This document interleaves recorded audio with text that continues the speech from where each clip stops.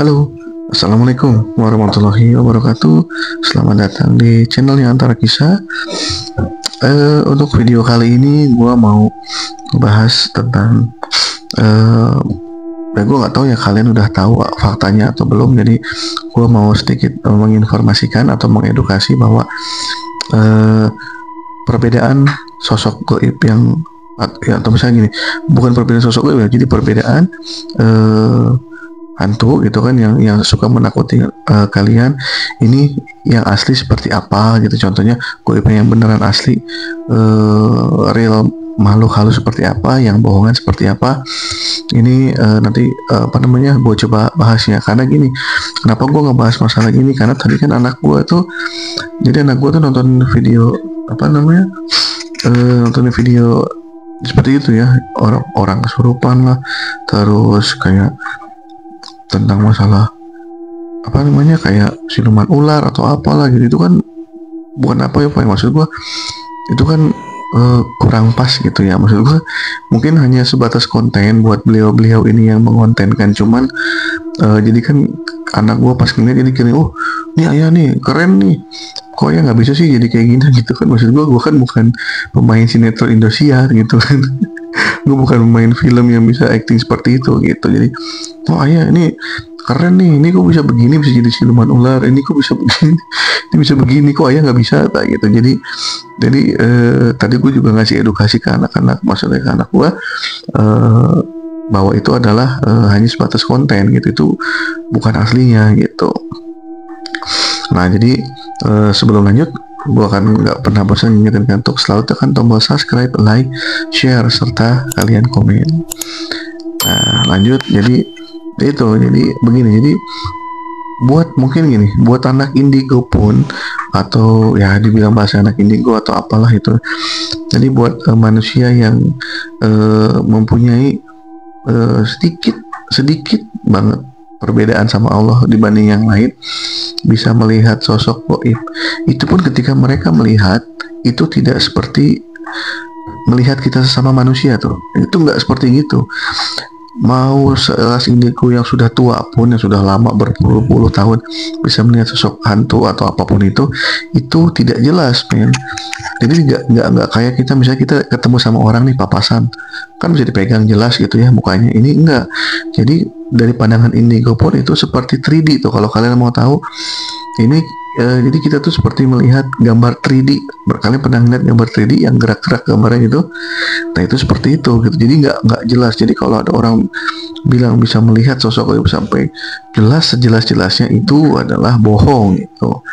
Jadi tidak jelas. Jadi masih samar-samar tuh, masih goyang-goyang tuh. Jadi kayak apa ya? Dia kayak 3D, kayak film-film 3D gitu, goyang-goyang, gerak-gerak, hilang, nanti muncul sedikit, hilang, muncul. Nah, itu seperti itu gitu. Dalam penglihatan anak indigo pun seperti itu gitu. Mungkin bisa ada di mana satu kali melihat jelas, tidak berubah wujud, tapi itu nggak lama biasanya. Paling lama itu 1 menit lah, palingan juga. Setelah 1 menit pasti dia akan berubah wujud lagi gitu. Karena sifatnya mereka kan bisa berubah-ubah gitu ya. Jadi biasanya kadang mengelabui gini. Kalau yang kita lihat, contoh misalnya kalau melihat sosok gaib di luar sana, gaibnya keren nih gitu kan, ganteng misalnya atau cantik misalnya. Nah wujud keduanya itu adalah akan lebih menyeramkan, karena itu adalah bentuk aslinya gitu ya, walaupun bukan asli banget ya, karena kita dikasih sama Allah batas, manusia itu nggak bisa melihat bentuk aslinya jin atau iblis. Kalau melihat itu kita nggak punya kemampuan ke sana gitu. Jadi kita hanya melihat ya kamuflasenya permainan mereka aja gitu. Nah biasanya yang ditemui di lapangan, kalau yang pertama kali dilihat ganteng atau cantik, maka keduanya biasanya akan berubah lebih menakutkan gitu. Tapi biasanya kalau kesan pertama kita melihatnya menakutkan, biasanya pas yang keduanya dia akan berkamuflasenya lebih baik lagi gitu. Jadi lebih bagus gitu bentukannya. Nah seperti itu. Jadi gue sekalian mengedukasi anakku, karena kan anakku nih, oh ya nih ada yang kesurupan nih, oh keren nih, kayak bisa gini nggak? Jadi tuh anakku tadi ngeliat konten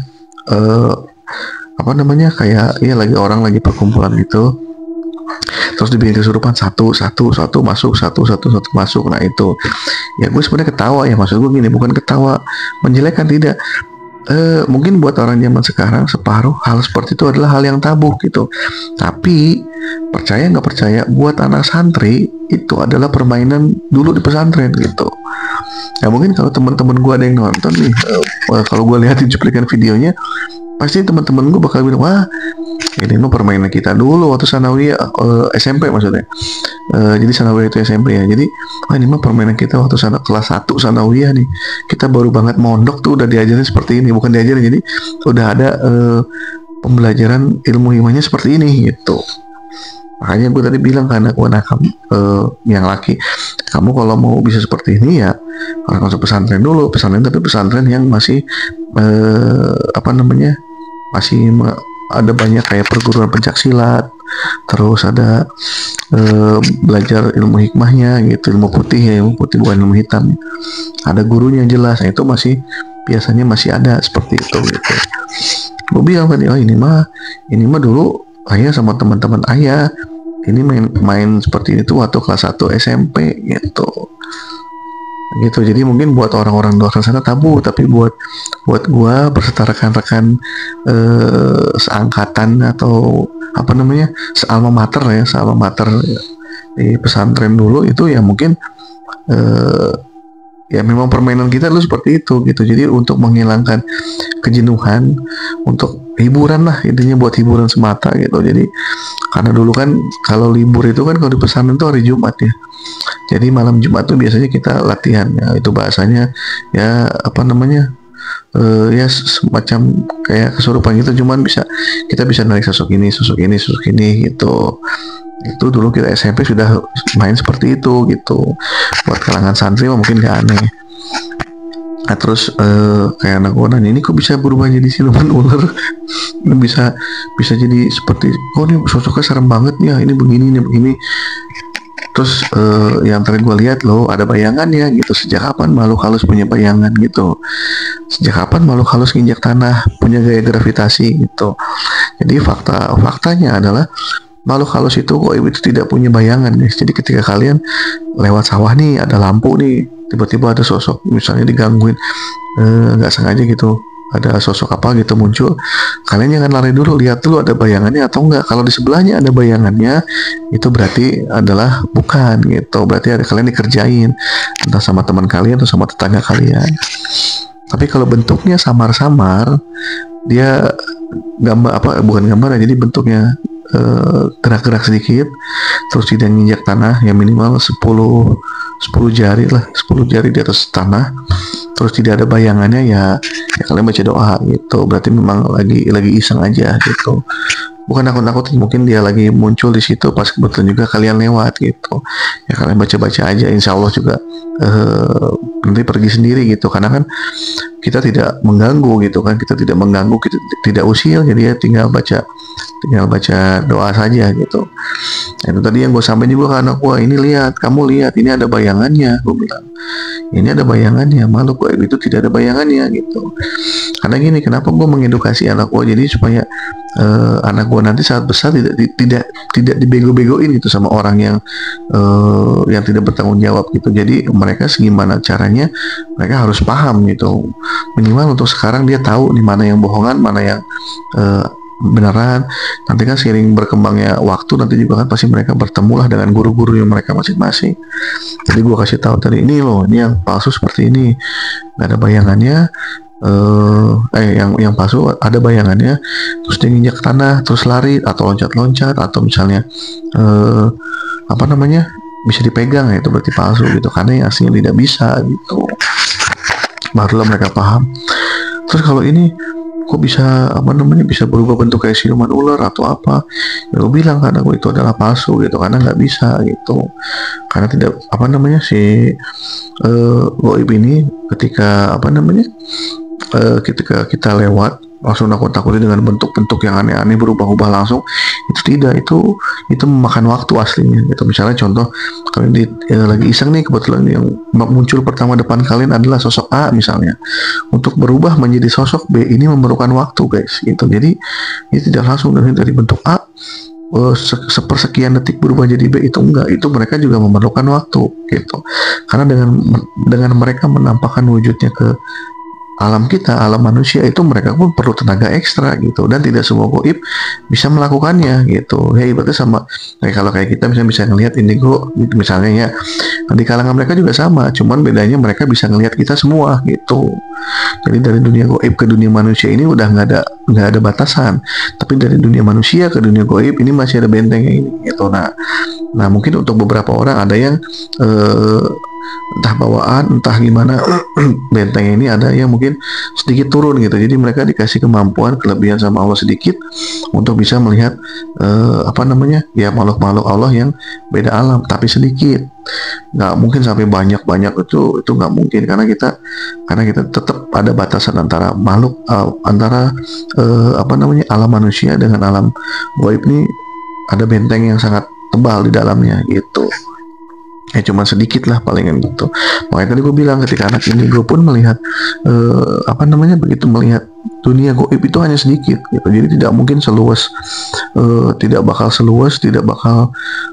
full gitu kan. Misalnya mantengin, gue ada di alam goib nih begini itu tidak gitu. Tidak seperti itu konsepnya. Pasti ada batasannya gitu. Jadi nggak langsung kayak nggak langsung bisa ngelihat alam goib atau pindah alam atau gimana, itu tidak gitu. Terus kalau misalnya yang suka ngeramal gimana, itu kok bisa gitu. Nah kalau untuk yang meramal ini, jadi beliau ini biasanya ada sosok pendamping, ya pendamping ini bisa bolak-balik nguping gitu. Jadi nguping kalaupun nguping itu tidak akan pernah tahu jelasnya gitu. Jadi pendamping ini atau mungkin sosok gaib yang ada di sekitar si peramal ini itu naik turun langit bawah. Nah saat dia naik ke atas langit ini adalah nguping gitu, pembicaraan yang ada di kerajaan langit ini nguping akhirnya disampaikanlah ke si peramal ini untuk apa? Untuk sedikit berbicara, itu pun sedikit. Makanya kadang ada yang betul, kadang ada yang meleset kan ya gitu, karena sesakti-saktinya gaib yang bolak-balik langit bawah itu pun tetap ada batasan yang tidak bisa ditembus sama mereka gitu. Jadi mereka hanya mendengar sedikit gitu. Makanya kalau ada yang betul ya mungkin kebetulan, kalau ada yang salah ya namanya juga tidak ada yang sempurna gitu, nggak ada yang bisa tahu pasti gitu. Semuanya tetap ada batasan-batasannya gitu. Jadi jangan dikira untuk urusan manusia atau urusan makhluk hidup yang Allah ciptakan ini yang lain tidak akan dikasih tidak akan dikasih nggak akan dikasih keleluasaan untuk melihat gitu manusia nanti gimana nasibnya gitu, enggak gitu, karena itu semua sudah Allah yang atur gitu, sudah tertulis di Lauhul Mahfuz semuanya gitu. Sudah terus di Lauhul Mahfuz. Jadi kalaupun ada perbedaan sedikit ya hanya sedikit lah gitu, jadi nggak akan mungkin sampai banyak dan detail. Misalnya kayak ada musibah nih bulan ini, misalnya bulan 12 misalnya tanggal 1 nanti jamnya jam 1:30 misalnya, itu nggak akan gitu, pasti sedikit hanya mungkin kayaknya di bulan keberapa ya nanti ada musibah, nah paling begitu. Kok kelihatan seperti ini, nah hanya seperti itu gitu, tapi tetap ditutup dengan wallahu alam gitu, dalam artian ya semua hanya dalam kekuasaan Allah gitu ya. Jadi gue ngajarin anak-anak seperti itu, jadi karena mereka juga mungkin pas ngeliat gue konten gitu kan horor spiritual, jadi mereka juga suka. Jadi di TikTok mereka tuh isinya banyak kayak hantu-hantu gitulah, banyak kayak yang banyak yang bohongan ya gitu. Jadi gue kasih tahu nih yang bohongan seperti ini, yang aslinya tuh nggak akan seperti ini. Akhirnya mereka paham gitu. Jadi bukan yang gue mengajarkan anak dari kecil untuk untuk mengerti gaib, tidak, tapi karena mereka nonton, mereka nanya lah ke gue gitu, ini bener gak sih ya, emang bener bisa seperti ini ya, itu harus gue jawab dong gitu. Jadi agar mereka paham lah gitu. Jadi barangkali kalian juga di luar sana mengalami misalnya anaknya bertanya tentang ya atau mah ini keren ya kok ada setan bisa dipegang, bisa ditarik, bisa disuruh-suruh misalnya. Ya kalian bisa ngejawab gitu. Jadi itu adalah bohong, yang aslinya seperti ini loh nak gitu. Yang aslinya tuh nggak akan seperti ini, nggak akan seperti ini, nggak seperti ini gitu. Jadi seenggaknya bisa dijawab lah, dan si anak pun dapat jawaban yang memuaskan gitu. Makanya tadi sekalian gue edukasi aja anak-anak, akhirnya mereka paham, dan ya udah akhirnya mereka pas gitu lihat lagi, gue tanya ini asli bohongan, bohongan ya sih, bohongan, bohongan ya sih, bohongan, bohongan gitu. Karena memang kebanyakan adalah bohongan gitu, karena mungkin hanya kebutuhan sebatas konten belaka lah untuk hiburan gitu. Gitu, jadi ya mungkin segitu aja lah ya, ruangan panjang lebar. Jadi gue bikin video ini karena tadi kebetulan anak gue nanya masalah hantu, masalah konten-konten goib seperti itu gitu. Cuman mereka nggak nanya kalau berbicara dengan makhluk gaib seperti apa, itu nggak gue jelasin karena belum waktunya gitu. Jadi nanti mereka bingung, makanya untungnya mereka nggak nanya, jadi gue nggak menjelaskan juga gitu, karena belum waktunya. Itu nantilah kalau udah di atas 17 tahun baru dijelaskan itu, atau nggak 15 lah, nanti mungkin bahkan dijelaskan gitu. Udah mungkin segitu aja ya, jangan lupa di subscribe, like, share, serta komen-komen di video Antara Kisah. Mungkin segitu aja, kalau ada salah-salah kata dari gue atau dari Antara Kisah tim yang lain, gue minta maaf. Wassalamualaikum warahmatullahi wabarakatuh.